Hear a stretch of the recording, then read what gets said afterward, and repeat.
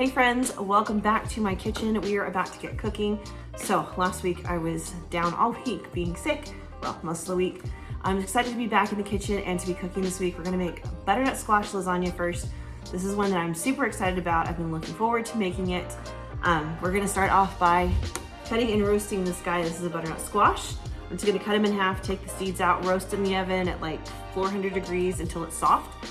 We're only gonna use half of it for this recipe. The other half, I thought, I was gonna make tikka masala, but let's make a butternut squash curry. I think that sounds even better. So I'll save the other half for that. But we'll get this roasting. We're gonna brown some sausage and get our sauce together. So let's get cooking. All right, friends, the first thing I wanna do is cut this guy in half.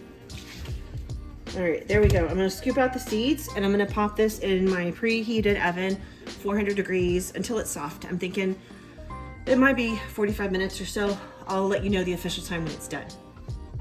All right, now it is time to cook the sausage. You could use Italian sausage, and that's fine. My family does not like Italian sausage. So I'm gonna go ahead and cook up a pound of this just regular breakfast sausage, but I'm probably not gonna use a whole pound. I'm thinking it's probably gonna be half a pound or so, but we'll see in the end.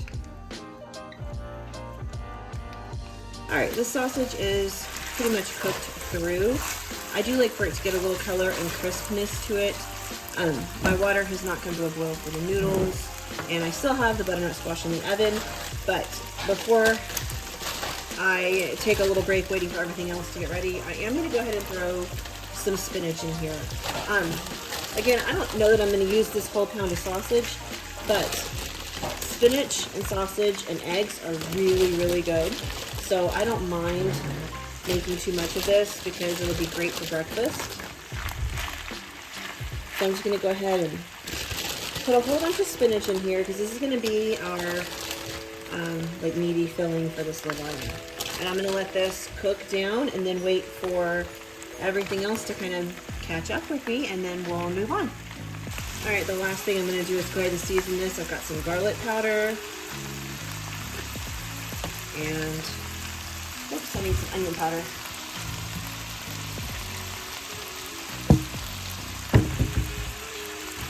Okay, I got my onion powder. If you have an onion, it'd be great. Just dice it up and saute it in here. I didn't think about it. That's okay. Just use this. And I want to throw in some salt and pepper.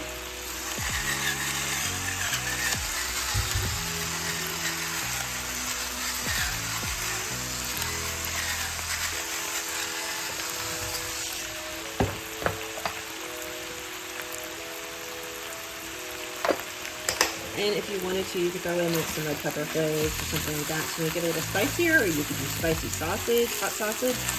Totally up to you. But this is basically wilted down and it's ready to go. So now we're just waiting for our water to boil and our squash to finish roasting. All right, sadly, this is all the butternut squash. I ended up using it all because half of it was just not gonna be enough. But I did realize I had completely forgot that, oh, there's a piece of skin that slipped past me. I had completely forgotten that I have some acorn squash. So we'll just use the acorn squash for the tikka masala, no big deal. So here is our butternut squash. I took it out, it's still hot. I kind of mashed it up a little with a fork. I don't mind if there's a few clumps and whatnot, but I did try to break it up a little. Right now I want to go ahead and add in some garlic. I'm using my confit garlic, so I'm gonna go a little heavy on it. But if you're doing regular garlic, just do like 1 to 2 cloves. If you're doing garlic powder, maybe half a teaspoon. And I'm just gonna mash that right in.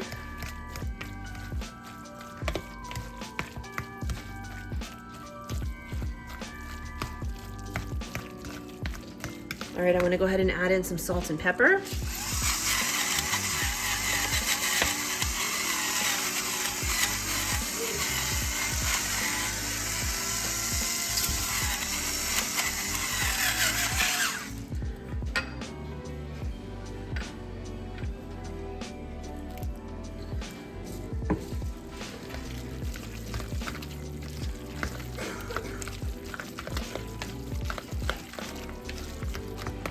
Now I'm gonna add in my ricotta cheese. I just have a small container of it. So I'm gonna go ahead and dump the whole thing in. This is our filling. I'm gonna go ahead and actually just mix the spinach and sausage in here as well. And then this is what we'll just put on every layer, and we will have a sauce. We're gonna make a bechamel sauce here in just a second. Super easy, and it's rich and creamy and delicious, and I think it's gonna pair really, really well with this. If I can get this open.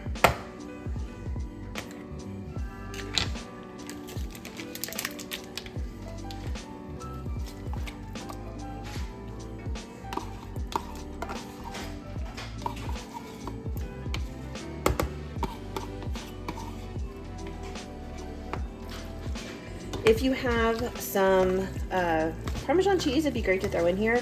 I'm not using mozzarella or anything like that. We're just kind of using this in the bechamel sauce to make it rich and creamy.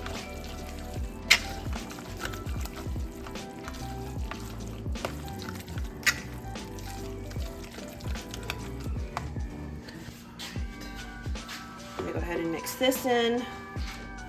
I'm gonna start with about half of it and see how it looks. And then if I decide I want all of it, I will add the rest in.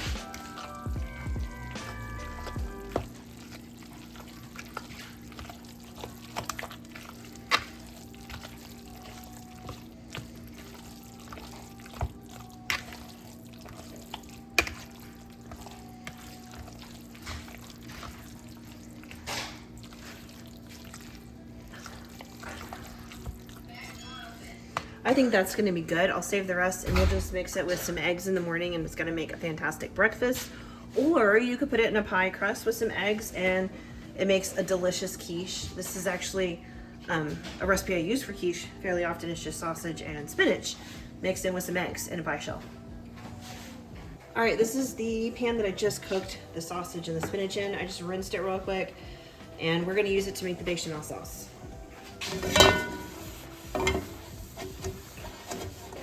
I don't really want all that water in there.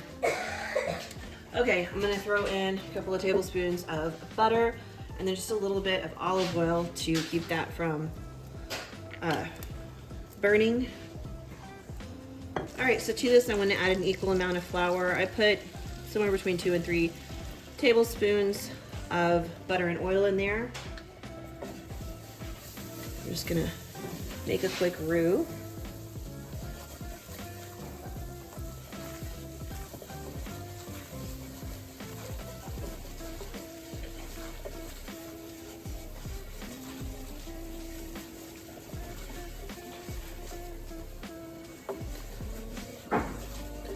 All right, I'm gonna let this just cook for 1 to 2 minutes and let it kind of cook out that flour taste.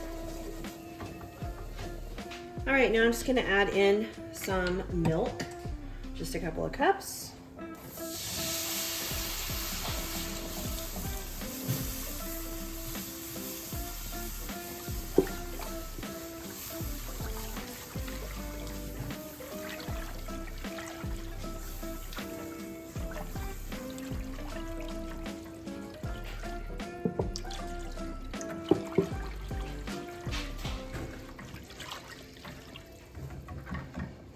Okay, to this we want to go ahead and season it. I'm going to do some salt. And we want to add some pepper, or you could do red pepper flakes or both, totally up to you.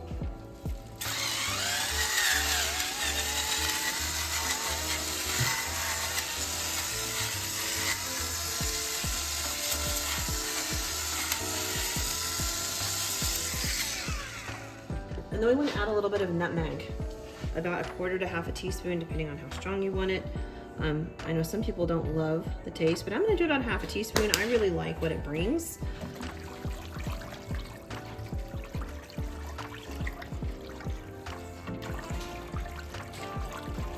And then we're just going to let this come up to a simmer and then cook it and thicken it. And this is going to be our sauce. All right, the bechamel sauce finished. So I've got a casserole dish. This is the one I roasted the squash in. I did go ahead and spray it with some nonstick spray. And we want to start off by adding some of the bechamel sauce to the bottom.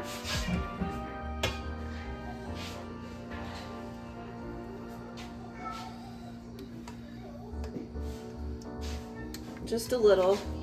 Just kind of gives the first layer something to lay on.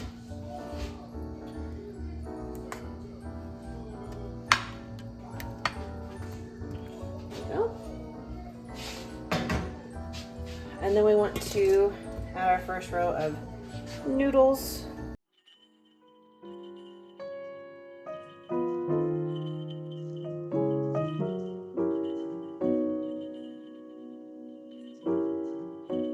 There we go, and then we'll add a layer of our filling.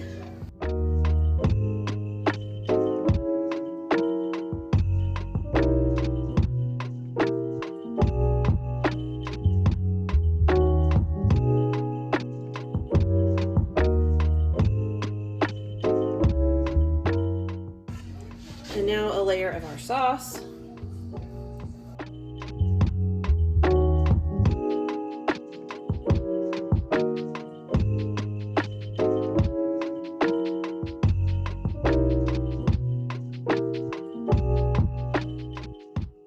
And then we start the process all over. Again, I'm hoping to get 3 layers, and I think I can.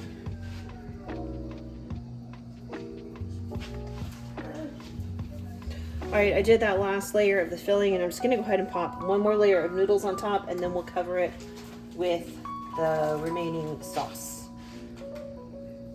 And like I said, this would be a great place to shred on some Parmesan cheese.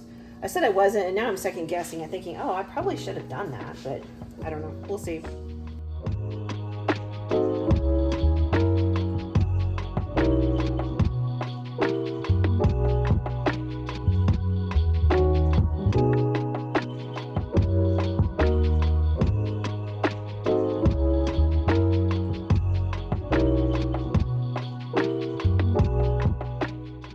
And then this just goes in a 350-degree oven for like 30-ish minutes, maybe 40, until everything's heated all the way through and bubbly and delicious. It's gonna be awesome.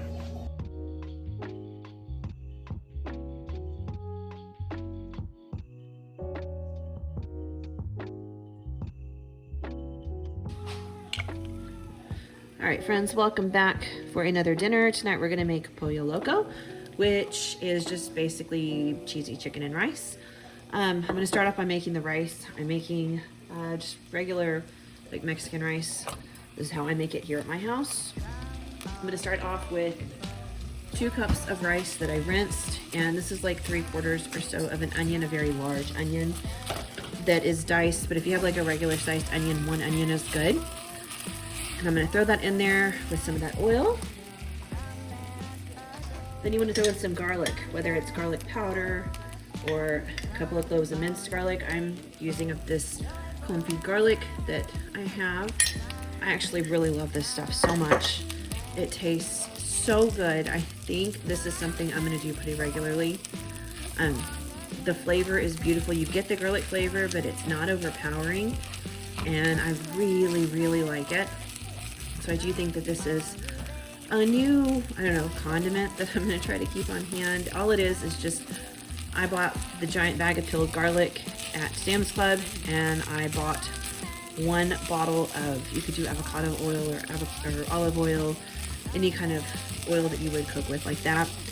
And I just put it in a big pot and let it basically simmer for a couple of hours until the garlic was like kind of a nice golden color. I never let it full on fry, just a low simmer. So then I got garlic oil and I got confit garlic. I do use the garlic oil too. I like it quite a bit. The flavor on that is a little of the stronger garlic flavor, but the confit garlic is so nice. It's just really, really good. And of course it just melts like butter. So when I added it in here, I just kind of mushed it up and it melted right into the rice. All right, this has been toasting for a little bit. And so we want to go ahead and start adding in some other ingredients. I'm gonna add in 2 tablespoons of tomato paste.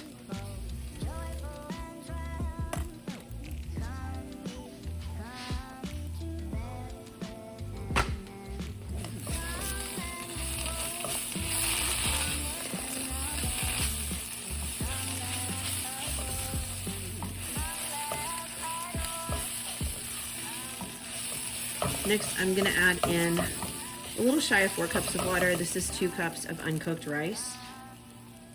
And I just reused my onion bowl.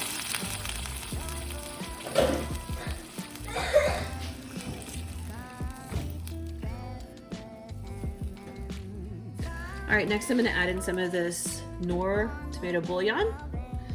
I did 2 cups of rice, so ideally you want about 2 teaspoons of this.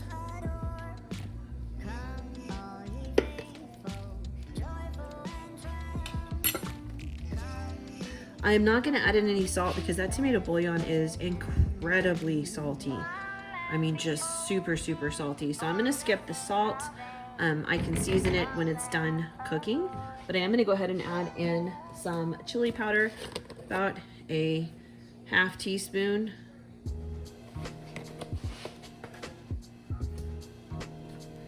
And I like to add in a little bit of pepper.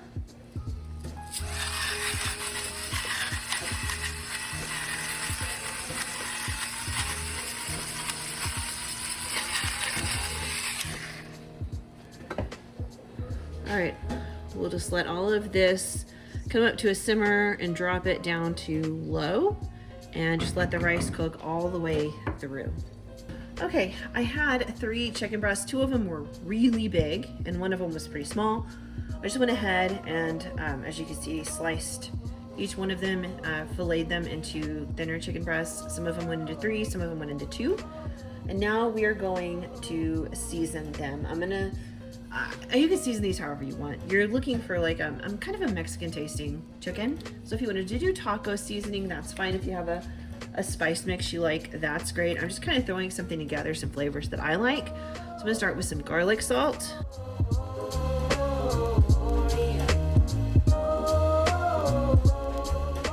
Like I said, you can use whichever seasonings you want, or you can go lighter, totally up to you. Got some onion powder.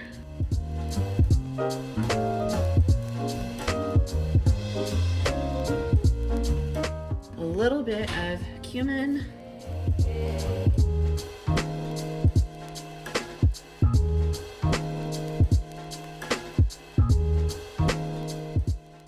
Some chili powder.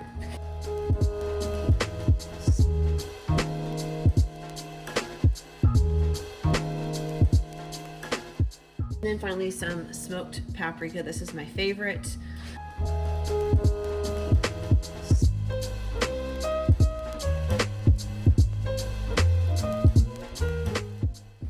All right, welcome back to the stovetop. We're gonna cook this chicken. I like to just place it season side down. I do have a lot of seasoning on there. That's the way I like it. If you don't like it that way, no big deal. You do it how you like it. But I will tell you, a lot of seasoning helps to form a really nice crust on this chicken. And for me, I think that is key to this dish.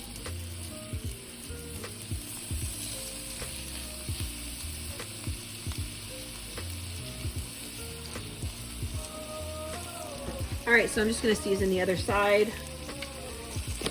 And we're just gonna let this chicken breast cook through.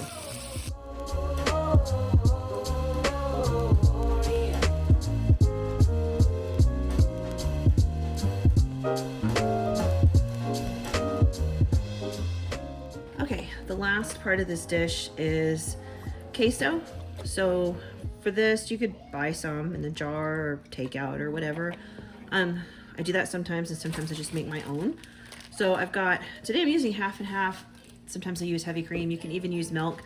You just need some kind of liquid, and the type of liquid determines how much you're gonna use. So if it's like regular milk, you're probably not gonna need that much because it's real watery compared to heavy cream.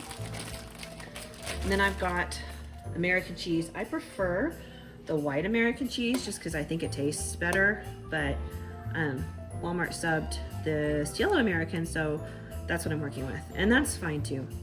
I just get this at the deli counter at Walmart or H-E-B, sometimes even at Market Street, and then I just tear the slices up. It tastes different than Velveeta. You could use Velveeta. I just find, especially with a white American, it tastes different. I think it tastes better. Velveeta has that real, I don't know, processed taste to it. This is a little more cheese-like, I guess, but whatever you like is fine. I'm just gonna kind of tear these right into the pot. There we go. I got all that in, and I'll probably need a little more milk. This just keeps it from scalding in the beginning. I'm gonna go ahead and turn the burner on, and I'm going to add the only other thing I add besides milk and cheese, which is like whatever you want, whether it's salsa or pico de gallo. I have some homemade pico de gallo that I made earlier. This is what we like, but you can add whatever you want. This is just onions, peppers, and tomatoes with a little salt, pepper, and lime juice. Sometimes I'll do cilantro if I have it. I don't have it today. So I'm gonna add in a pretty generous amount there because that's what we like. And then we're gonna let this just kind of heat up, and this cheese melts pretty quickly and it'll all start to come together. And then, as I said, if you need more liquid, add it to get it to the consistency that you like.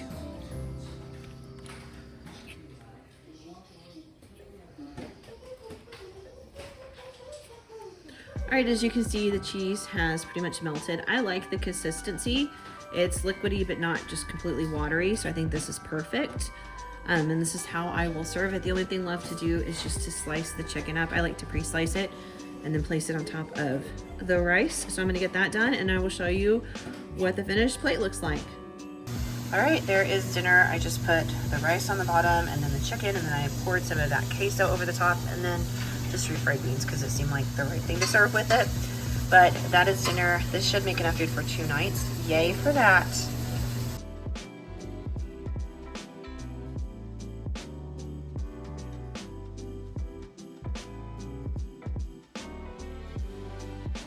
Hey friends, welcome back for the last meal of the week.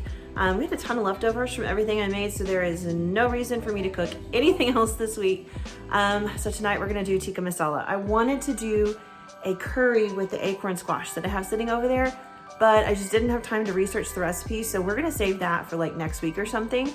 Those acorn squash will last a long time, so I'm not worried about it. We're just gonna stick with my original plan, which was tikka masala. So I'm gonna do a slow cooker version. I will list the recipe down below in the description box. Well, I'll link it. I don't follow all the instructions on this recipe, and you'll see what I mean as I'm making it. They cook things separately on the stove top and all this stuff. Like, I'm not doing that, and I don't. I just kind of throw it all in like a dump and go slow cooker meal and shred my chicken later. It always tastes great. It always tastes really good that way. If you want to follow their instructions and sear the meat and the onions in a separate skillet and everything, that's fine. But if you're in a hurry or like you just don't want to deal with the kitchen on that particular day, my way works great. So either way is fine. Like I said, all my recipes are always linked below or listed below in the description box, just depending on what it is I made. But let me flip you guys around. I've already got my Ninja out, so we're ready to go. All right, so I did dice up 1 onion and just tossed it into the bottom of my slow cooker. So next we want to add in some salt and pepper to taste. I start off, you know, just normal with the salt, and I usually end up adding some at the end. You may or may not, depending on how you and your family like things. So just start off with just a regular amount, and you can always adjust it towards the end.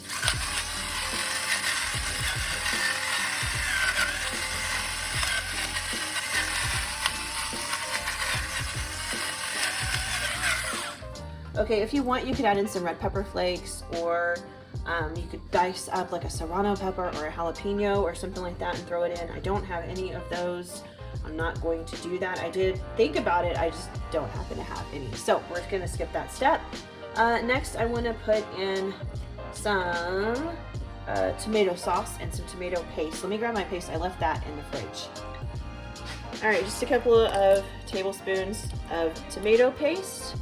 Just like that. I love the squeezy tubes just so it's convenient for me to just add in 1 or 2 tablespoons. However, I don't love the price point. I guess it's kind of one of those things, you gotta pay more for the convenience. All right, next you wanna add in a couple of cloves of minced garlic. For me, I'm gonna throw in some of this confit garlic that I have, and a pretty liberal amount, just because it's the way we like it. Okay, next we want to add in 15 ounces of tomato sauce. In the past, I've also added in crushed tomatoes or diced tomatoes instead if I don't have 15 ounces of tomato sauce. and I just add a little bit extra tomato paste to kind of thicken it up and get to the consistency. So if that's what you've got on hand, that works too, no big deal. All right, then we want to start adding in our spices. So we want to do 1 tablespoon of garam masala. This stuff tastes and smells absolutely incredible. I love it. It's just kind of a mix of popular spices and like Indian foods and curries and stuff like that. Really, really good. Let's see. I don't think this one lists what all's in there, but oh man, it is so, so good. But you want to add a whole tablespoon of this. And I always add just a little bit extra just because I think it tastes great. If you don't have it, you can look it up. If you can't get it, you can look it up and see what the spice mix is to make it at home. But I do know you can order this from like Walmart.com or from Amazon. So I think everyone should probably be able to get it. All right, next you want to add in half a teaspoon of paprika. I really do like smoked paprika for this recipe, but you can do regular if that's what you have. We're going to add in half a teaspoon of turmeric. I don't use this one very often. I think this is probably one of the main things I use it for, and maybe a couple of curries. Then we want to add in a 1/4 teaspoon of cumin.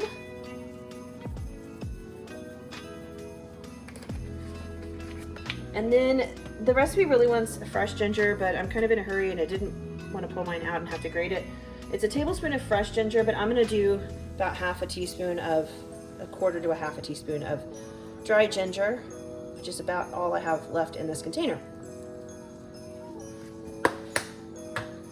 All right, next we want to add in some sugar. The recipe calls for white sugar, but I pretty much always just use brown sugar whenever I make this. I guess it's something I've always done. I think it just tastes better, I don't know. But if you don't have brown sugar, you can use white sugar and that's fine. 1 to 2 tablespoons. I always lean towards the 2 tablespoon mark just because there's a lot of acidic tomato products in here.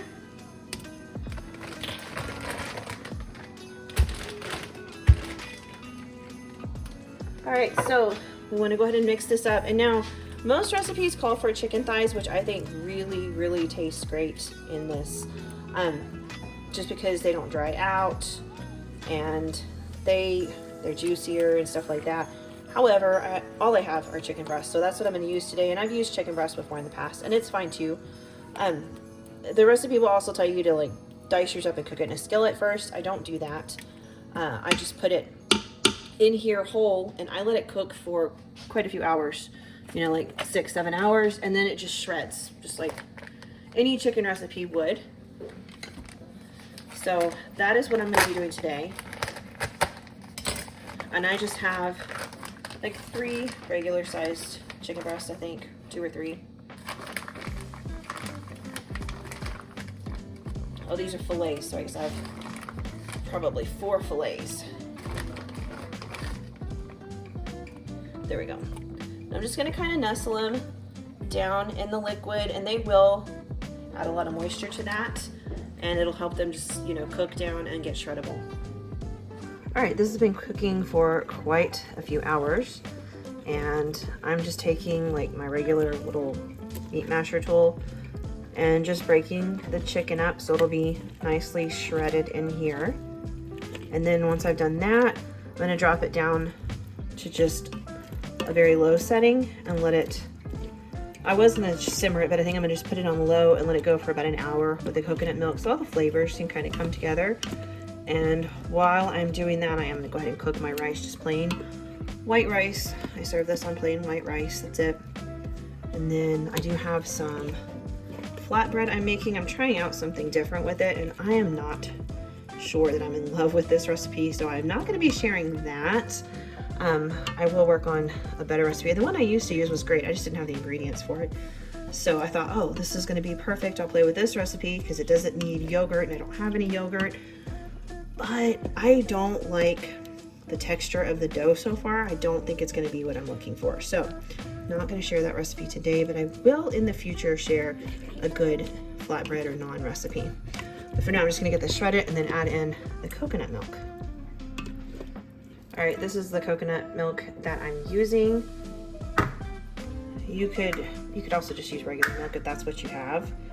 I've seen people do that before. I always like it better with coconut milk just because I like the little bit of, I don't know, richness that comes from the coconut milk, but you can use whatever you have. All right, I shook this really well just to mix it all together, and I'll add that right in and then just kind of give it a little mix. Oh, I've seen people use heavy cream too. I forgot about that, but yeah, I have seen people use heavy cream. You can do that. Again, I like the coconut milk better with it. But I'm just gonna let this simmer on low for like an hour or so. The fat in the coconut milk will break down and it'll all come together and be real rich and creamy.